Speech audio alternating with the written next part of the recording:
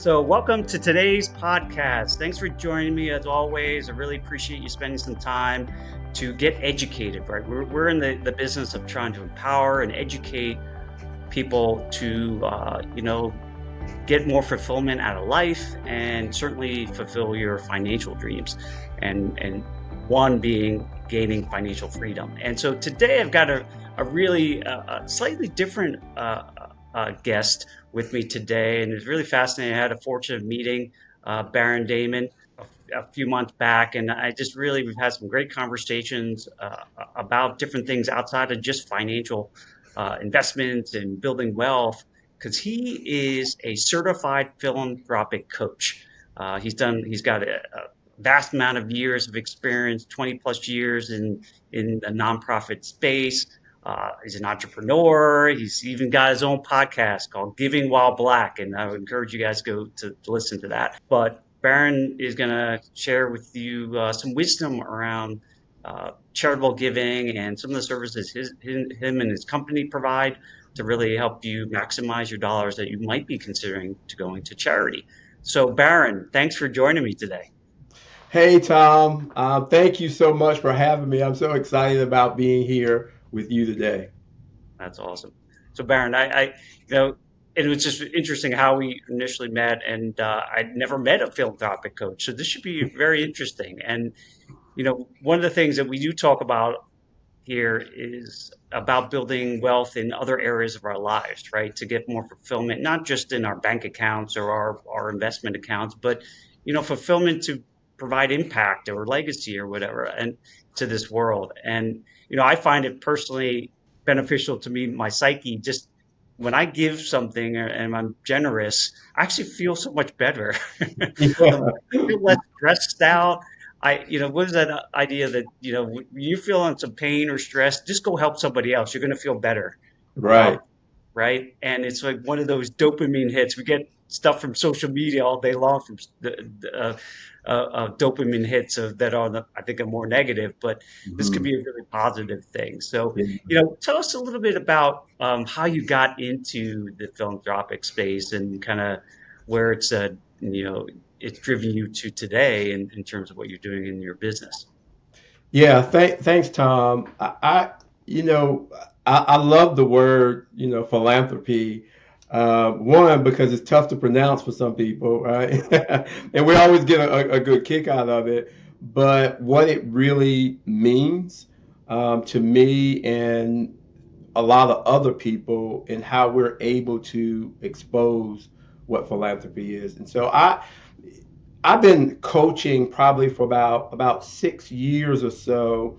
But 2 years ago, I had a wealth advisor reach out to me, and I was vacationing, I think in Portugal that summer, and I got this message, and it was, we get all these spam messages, right? So I wasn't sure if it was real, and he said, "Barron, I want you to come on my podcast called Family Bonds and talk about the importance of philanthropy in families."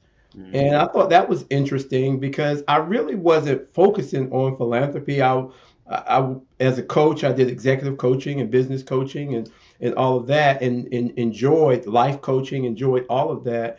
But when he asked me to be on the podcast, I said, And he said to me, "Barron, I've had a hard time finding people that specialize in what you do." And as a wealth advisor, he said, "I've been wanting to give back myself and make a difference, but I don't know even how to get started myself. So when I have clients that I'm talking to, what do I even tell them?" And so I got on this podcast, and it was great. We provided some great information, but Tom, I realized that there was a void that was missing in that space. And the void was educating people and empowering people around philanthropy, how they could use it in their personal lives as well as their companies. And that's kind of really how I got started. And then he connected me to his manager, and his manager was retiring, pulled out all this money, millions of dollars. And he said, "Michael said that you can help me get rid of this money, or give it away." And I said, "Tom, you know what? We're going to sure try to help you, give it away." But that was really the birth of it. And since then, I realized that the struggle that people were having, identifying what do they care about, that's a big thing. And that's why we help them create what we call their philanthropic why, right? Because everybody doesn't have a why. Um, Before when I was younger, I didn't have a why. I just cared about myself. I didn't know of any organizations to support. I was selfish. I didn't care. I wanted to get started working so I could make a lot of money and do all the things I wanted to do. And if there was something philanthropic, that would come later on in life, right? When maybe I had some means. But I remember um, thinking to myself, wow, all these years, I never even thought about giving back and making a difference. So that was the first thing.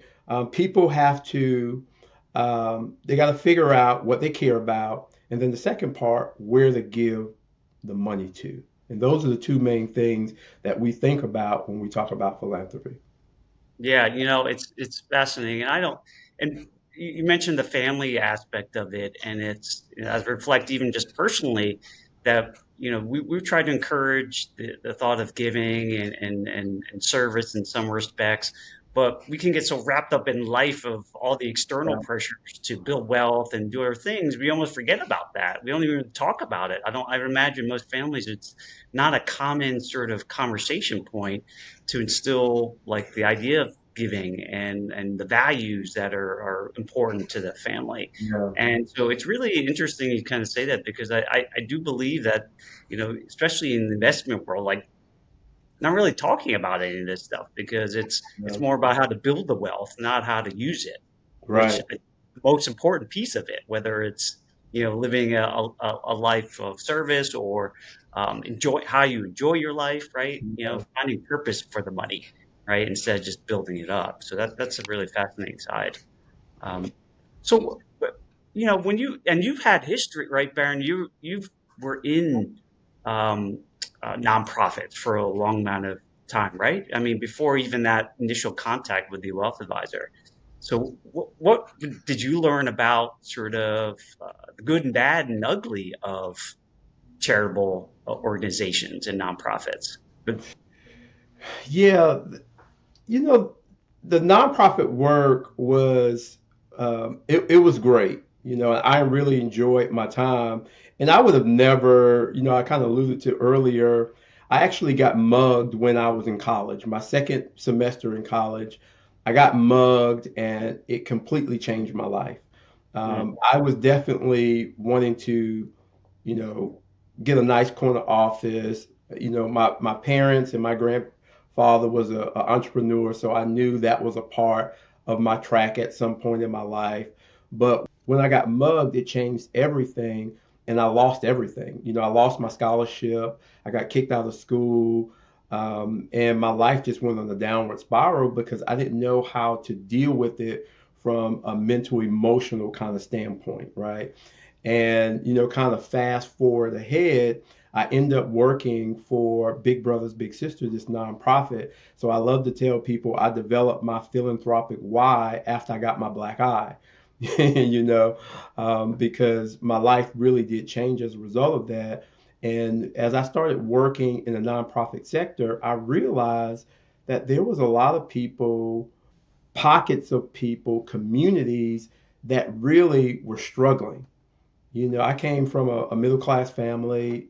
I had everything that I wanted, or, well, everything I needed, some of the things that I wanted. But it was interesting because I experienced people who had real poverty, mm, real challenges, whether it was homelessness or poverty or people who just had all kinds of challenges. And so I was able to see that up close in person. And I was like, wow, this is something that people need to understand that there's real needs out here that people need to contribute to. And so my role, most of the time I worked there, I was a VP of partnership development. And so my role was to go out and create these partnerships, these external partnerships to bring in resources for the organization. And so nonprofits are great organizations and they do incredible work for their community because they're people who never would know there's needs, Mhm. right? Because they're disassociated with that. And it's interesting. I heard somebody ask somebody who had some money, a person of milk. They said, "What does a carton of milk cost?" And they said, I don't know. You know, I don't know. Somebody purchases that stuff from me. But when somebody is struggling to get milk, food for their families, that's a different conversation, right?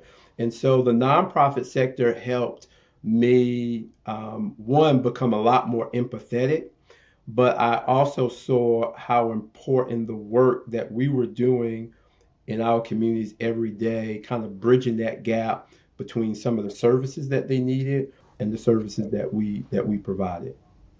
Yeah, no, that's great, and it's one of those things. And to your point around, we can get so wrapped up in life and Yeah, craziness of life, right, and work and juggling family, and you can easily sometimes forget about how others are suffering in this world yeah, in some shape or form. And you have some skills or knowledge or even money to maybe help, but it you just get so um, sort of almost on a treadmill sort of a right, way of living life. And it's I think as me personally, as I've gotten older, it's become much more evident and important to me that I want to do that, but I still struggle on occasion to figure out where to do it, like how to yeah, support I can't support everything. right. So, this is where it's fascinating kind of the work you do. So, let me go in a little bit in that because like how are you typically working with folks who have a charitable minded sort of focus, but don't even know where to start? Like how do you help them? Yeah, this is and I love what I do because we help people, as I mentioned, create their philanthropic why. And how do we discover that? And we discover that through a series of questions that we ask. Because, for example, in 2014, my wife was diagnosed with breast cancer. Now, here it Mhm. is 10 years later, she's been cancer free, and we've been very blessed and thankful. But as a result of that, we're part of an organization that supports breast cancer. That becomes our philanthropic why. I was mugged by a group of young men who was just going around all these different campuses, having random acts of violence. So Mm. here I am working at a nonprofit that helps kids, from low economic status, homes. And so that became my philanthropic why, right? To be able to give back and help young people because Big Brothers Big Sisters is a mentoring organization.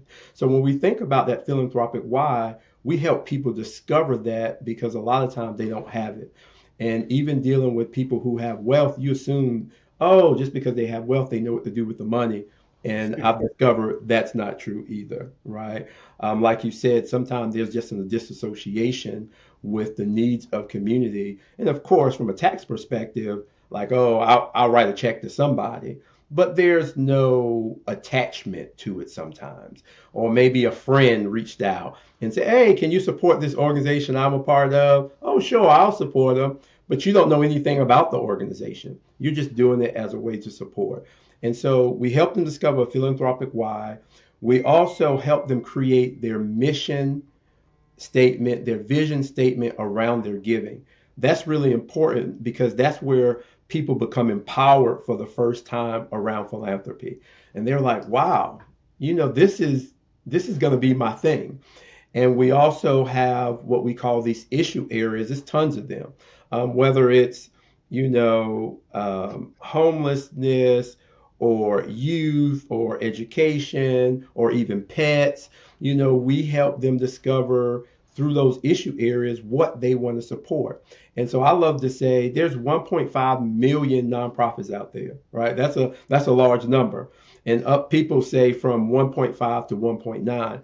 We help you narrow it down to 3 to 5, right? Because we provide that research. So after we help you create that philanthropic why, the mission and the vision, we start putting your strategic plan in place. And that strategic plan will allow you to start to understand, become more empowered about the organization that you're going to support. And so we do all the research because a lot of times, of course, you don't know when you look at a 990, even if you're a wealth advisor or somebody who deals with money, you don't know what to look for because that's a nonprofit document, right? And you can look at it and see some numbers, but you don't understand some of the background from those numbers. And so we do all the research and the reports. I mean, we do all the due diligence. We dig down pretty deep and we provide this report at the end of our coaching sessions with them.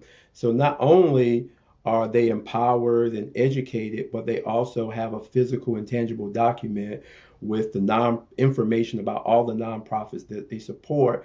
And then we follow up with them on a quarterly basis, an annual basis, just based on the package that they have with us. Wow, that's tremendous. I again, before meeting you, I never knew this sort of service existed in this Yeah, world. I obviously someone coming from a financial background. Obviously, I've always encouraged people to understand when they talk about investments, like understand what you're investing in, yeah, right? And for what's the purpose of the investment? And similar exactly. in nature, in terms of how you're approaching the charitable giving, is thinking about to your point, like why are you doing this? What impact do you hope to make?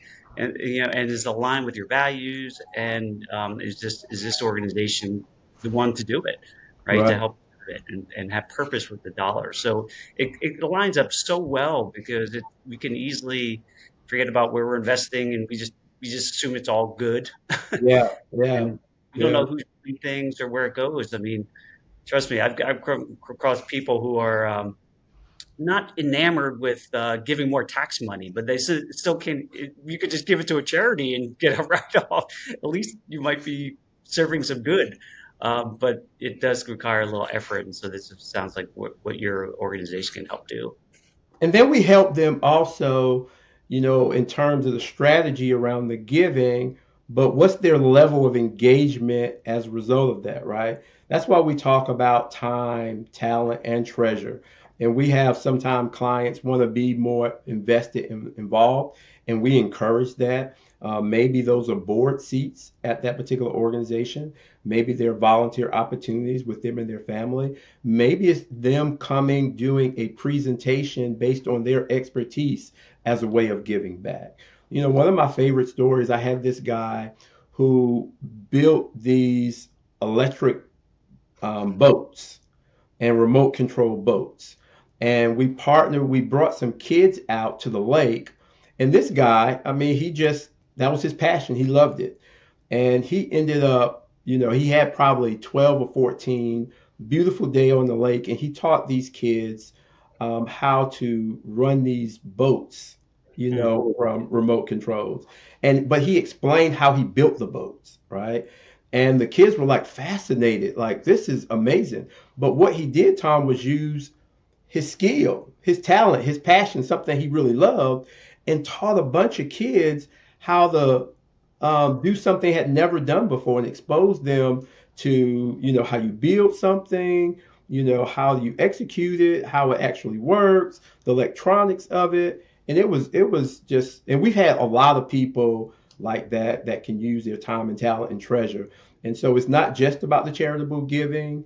We want them to do that, but the other parts is really beneficial and helpful as well.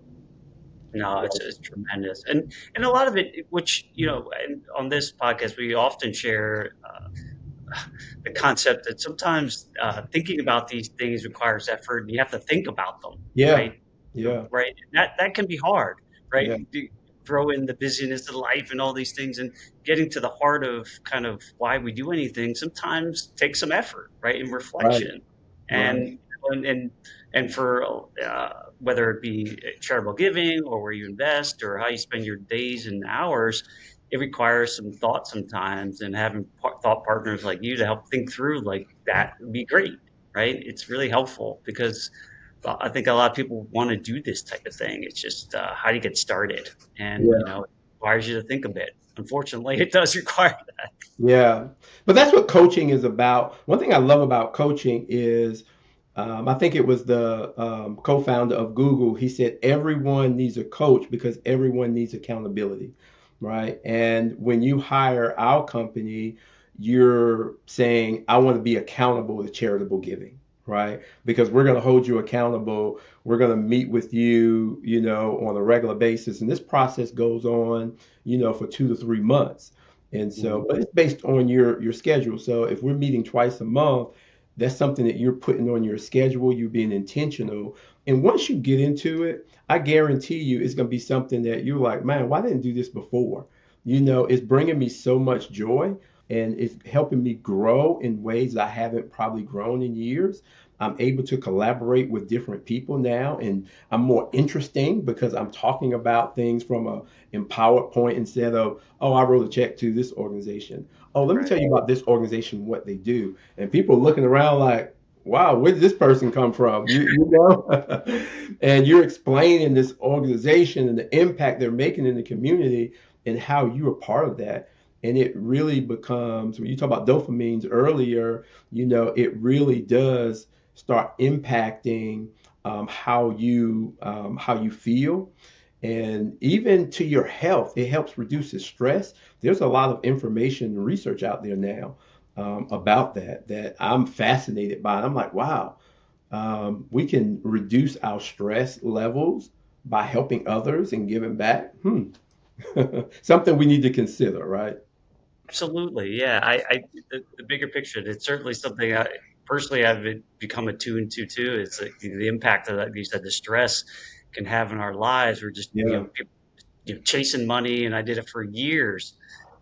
Just chasing money for I didn't even know for what purpose, You're and right. and adding way more stress to my life. And I said, these are the types of things like this. Like, man, imagine you could actually reduce the stress on someone else's life, what that Yeah. could do for you, right? And hopefully progress, and hopefully all tides rise with things, and make some level of impact. Because one of the things I've read on through your materials, which really stuck with me, was live your legacy now, right? Yeah. You think about things like that, and we can get so we forget about, like, the long run. We're big long term thinkers here at Perennial Pride, and it's like, how do you think about what your impact will be? And some Right. people don't care, right? And Yeah. I'm not saying you have to, but I think there are plenty of people who do care about that, Yeah. and so it requires you kind of do something now to. So, explain to me, like, when you wrote that, like, what comes to mind when you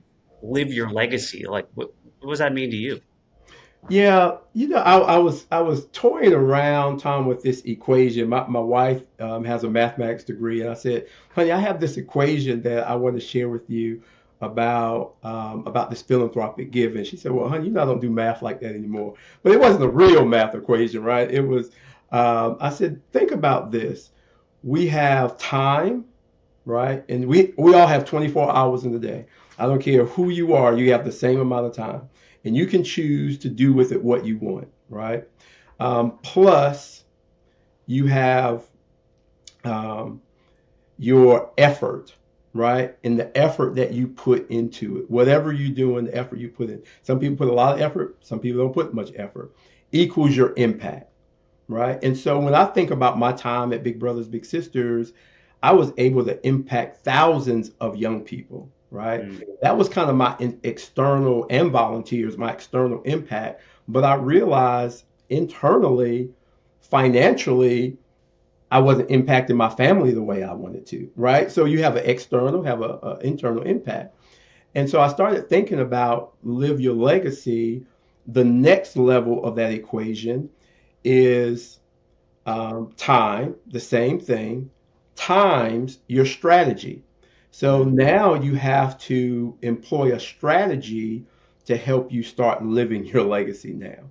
So time your strategy times your effort equal impact square. So if I want to make a greater impact right now, I have to employ a strategy that will actually help me do that, right? And then my effort changes as a result of that. And so when I think about live your legacy, I'm thinking about time, strategy, and effort, and bringing all those things together to have the impact that we want. I can't determine, Tom, what your impact is, the impact you want, right? You can't determine the impact that I want, but if we have a strategy for it, and if we have the effort and we put the time into it together, we can determine what that impact is for us. And as a result of that, we're living our legacy right then. We don't have to wait. And the whole idea is we don't want to have to wait till people are 80 years old and on their deathbed saying, this is what I'm leaving to my family. you know, we want to leave something, we want to live something right now that we can leave later. And I'll give you a perfect example. And Tommy, you and I have this in common. I wrote this book called Monday Morning Manna. And actually, it was a series of text messages that I sent to my family every Monday. And not thinking about it turning into a book, but it did turn into a book. And we start sending it out to people. We got to edit it and publish all that. It's a beautiful work. Matter of fact, yesterday I was talking to somebody and they said, I've been reading your Monday Morning Manna and it's been such a blessing, so helpful for me. And so my family, if you look at the book, all of us are authors on the book, right? And I call it a legacy gift. And now my family is now writing those on a Monday, every Monday too. And now I was telling my wife, I said, how beautiful would it be for my children's children to have the Monday Morning Manna from years ago that we wrote, right? That's legacy to me. It doesn't have to just be money. It could be also information that we live. And so when we think about living your legacy, that's what we think about. No, that's really powerful stuff. And I think I was sharing when we first chatted back a month ago, the story when I was in a diner and the waitress was saying, I'm wishing my sister a happy birthday today. Mm. And and they're like, "Oh, wait, how old is she?" "Oh, no, she passed, but every time on her birthday, I say her name so that she never dies, right? Her legacy will live on forever, Yeah. right? And people that she's impacted and certainly her sister." And so those are the types of things that for folks who are thinking about legacy, it isn't just about money, although that is helpful, right? Mm. Resources are helpful for folks, but instilling these values and the focus on service and the type of impact that those could go on forever, right? Yeah. Can really make an impact for folks. So it's really, really fascinating stuff. Yeah. Um, so, uh, uh, so uh, based on what we're talking about here, like how for folks who are maybe considering like going down the road of this, maybe getting some coaching around this. What are some maybe initial tools that they could leverage? I know you have some interesting tools and resources maybe they could leverage that we can share with them to kind of get them started. Yeah, absolutely. We know this is a big decision for people. I've been very excited about, I mean, people have been reaching out to me. We're developing partnerships with different organizations. People are starting to understand there's real value in creating their own strategic plan for their giving. And we would love for people to meet with us directly, just set up maybe a 15, 20-minute meeting, what we call discovery call. But we also have this PDF that if you're not ready to meet in person, this PDF will get you started. It'll get you thinking, answering some questions that maybe you haven't thought about before.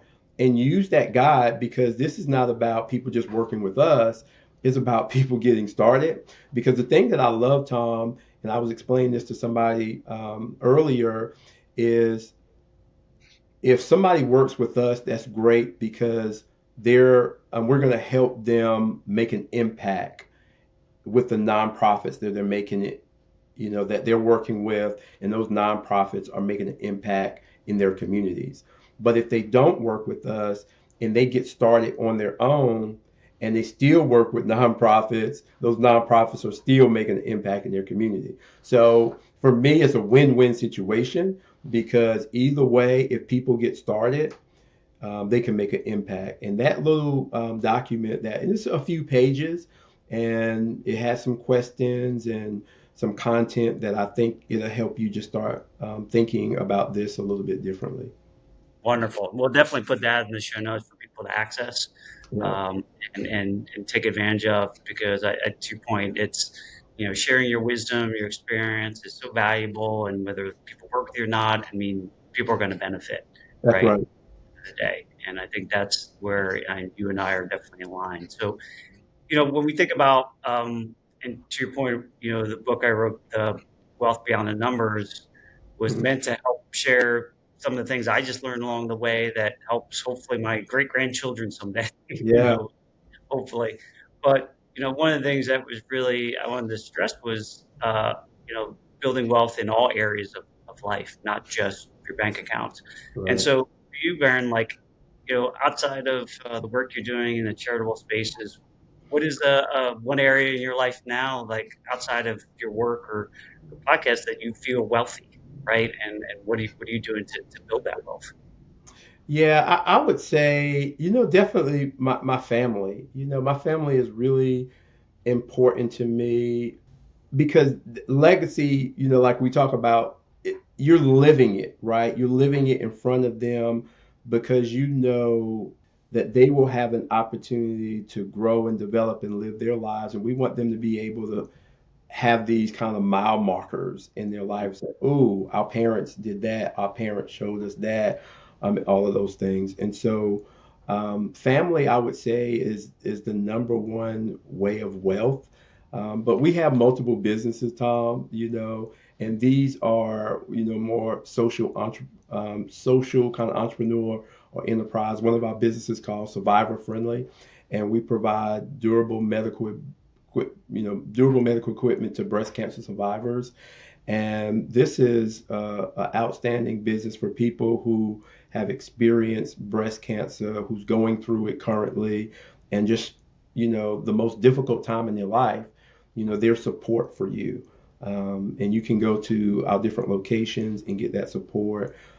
So those, we have real estate that we do. Matter of fact, I'm a consultant with Airbnb, and so I teach people how to create their own Airbnbs, and that directly ties into this whole living your legacy, because real estate can help you, leave something for the next generation, for your children, and all of that. So we do a number of things that hopefully kind of builds up our kind of personal net worth, but more of our heart worth as well. That's wonderful. Well said. And to the point, it's clear that, all the things you're involved with that obviously provide resources for you and your family are part of the way you just live life, right? Right. In Yeah. terms of people to show up, and it's really inspiring to hear all that.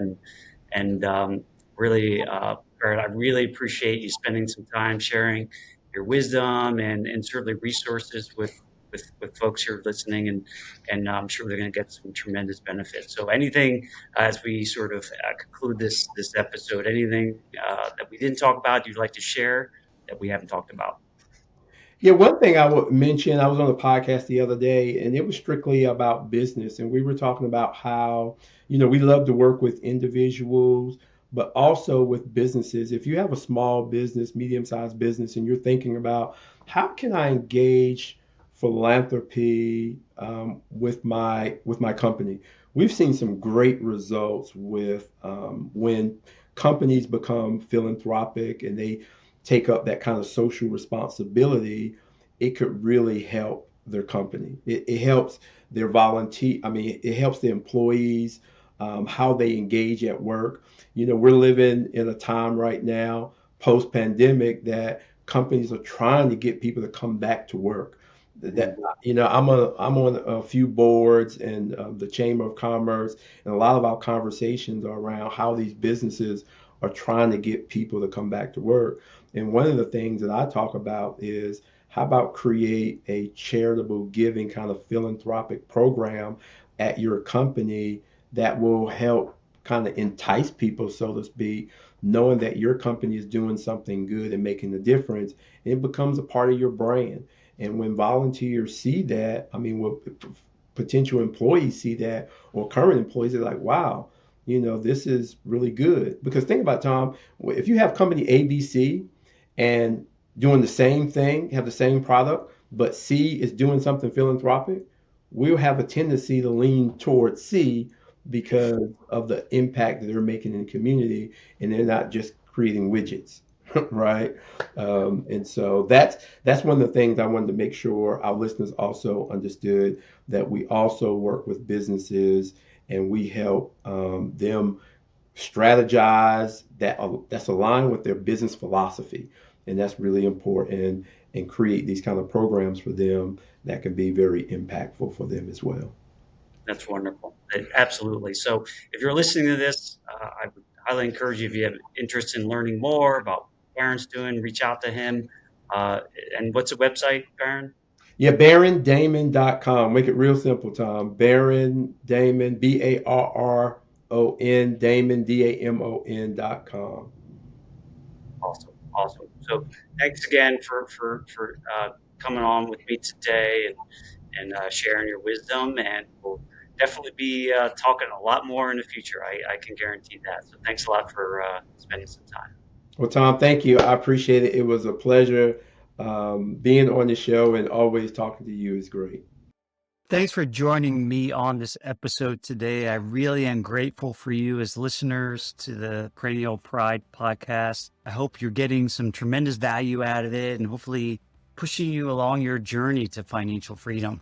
I put this podcast together really to help you get more educated around your finances, so that you feel empowered to live the life that you really want. And if you like the content that you heard today or watched, then I would encourage you to go to my website, perennialpride.com. There's tons of other content there. And you can access my book, Wealth Beyond the Numbers. You can buy it there on my website. It's a aggregation of a lot of great tips and tools I've learned to not only build my wealth in my accounts, but build wealth in my life, and abundance and joy, and something that has a lot of my experiences in the journey that I've been on personally. Hopefully that can be also of value to you as you sort of move forward. So thanks again for being a Perennial Pride listener, and we'll see you on the next episode.